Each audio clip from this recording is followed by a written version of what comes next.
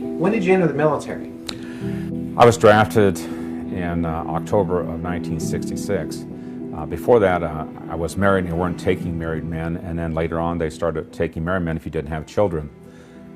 I was drafted in October, took basic training at Fort Leonard Wood, and then from there I went to Fort Devens, Massachusetts, where I was put into a D1 deplorable status unit, deuce and a half, and my father became sick with cancer, and I went home and I missed a lot of training. When I came back, they had excess personnel, so they put me into a tractor trailer outfit and was there at Fort Devens, Massachusetts until November of '67, and then they deactivated us and was put on levy, and I came home on leave. I brought my wife home because she was up there with me, and then went to Vietnam and arrived there about the 20th of January 1968. Now, who were you serving with?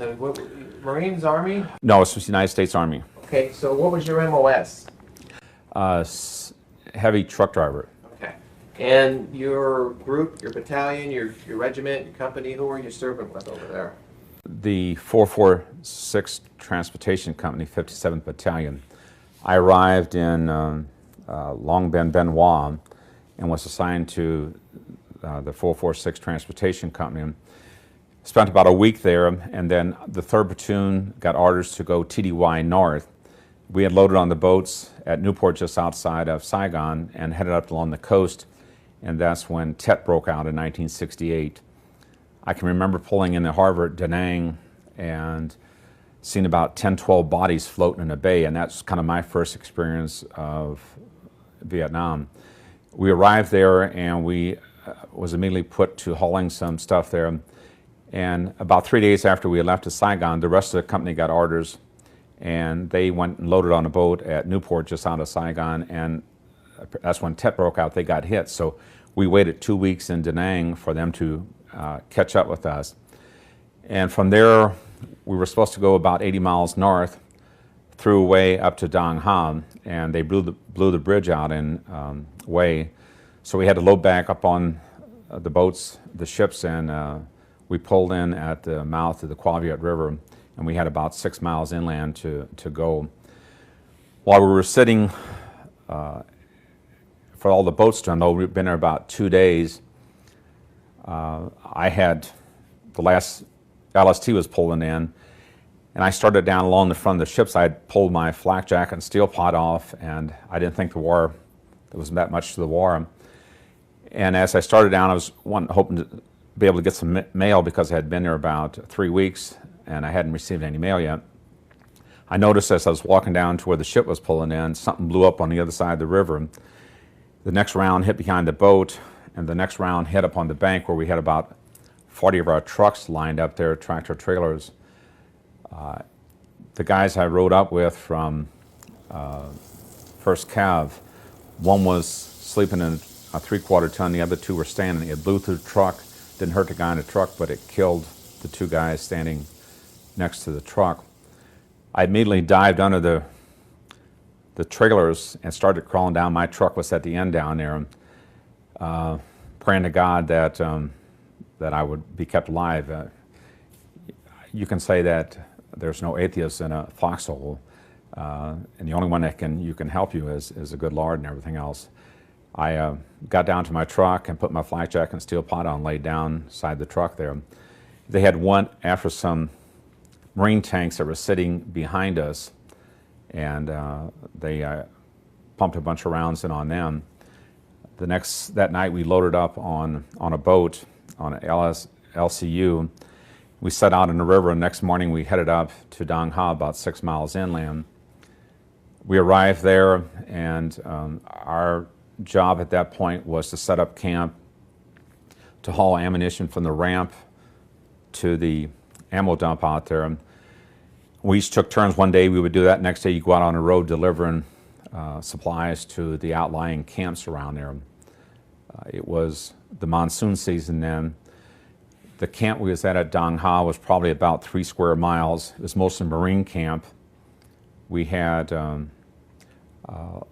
when we had incoming, with being so rainy and the monsoon season, the VC could move in close to the camp, and most of the time they would drop rounds they would go for the airport, the ammo dump, the fuel points, and sometimes they'd just drop them in to harass you. On this one particular occasion, they started like at 10 o'clock at night, 12, 2, 4, and 6. We would have to get up out of our tents, go lay in trenches that they had dug. It was rainy and muddy in there, and keep us from taking a direct hit. And this one particular morning, we still had incoming at 6 o'clock. I came back in because we were supposed to be on our trucks at 7:30 that morning. Our company was, the 3rd Platoon was supposed to go TDY down to Way. I told some of the guys I had got kind of cleaned up, and I said, I'm going to go eat breakfast. And as I was standing in chow line, waiting for breakfast, there was a Konex box we used for a mail room. I was standing behind that. 122 rocket landed in a tent next to ours. It blew 8 guys up so bad you couldn't recognize them. 17 got wounded. Some of them got their shoulders and legs blown off. We cleaned up the best we could, helped everybody out, and we had to leave. I was probably gone down to Way and Fubai for about 2.5 weeks, so I didn't know who got killed out of our company or not. I did get to attend the memorial service when I arrived back. One of the guys that got killed was Clement Gruber. We call him Alan. His middle initial was Alan. And that very morning, after he'd come back in a tent, Gary Williams came in and was driving on the base that night, and Alan asked him if he would go to the Konex box. His wife was supposed to send Polaroid pictures of his newborn son. And Gary kind of complained that he was tired, and finally he agreed to do it. Sure enough, he came back, and Alan's wife had sent pictures of their newborn son, and they were talking, and Alan had made the remark, I said, I have a feeling I'll never see my son alive, and Gary kind of scolded him of that, and they finished talking, and Gary walked down to the end of the tent, was sitting on the bunk, bent over to take his boots off, and that's when a rocket landed and killed Alan.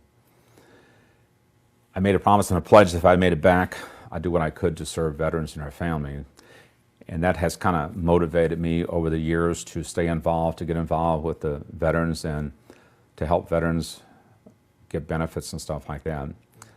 I had the opportunity in 1993, when I was state commander, to attend one of the reunions of my organization in Nashville, Tennessee, and I got to meet Alan's wife and his son. There's probably not a day doesn't go by that I don't think about Alan. The Tet Offensive, 68, was there, how long did that last? I guess it depends on where you're at. Some of the bloodiest fighting was in Way. We were probably about 60, 80 miles north of there. We were about 12 miles below the DMZ.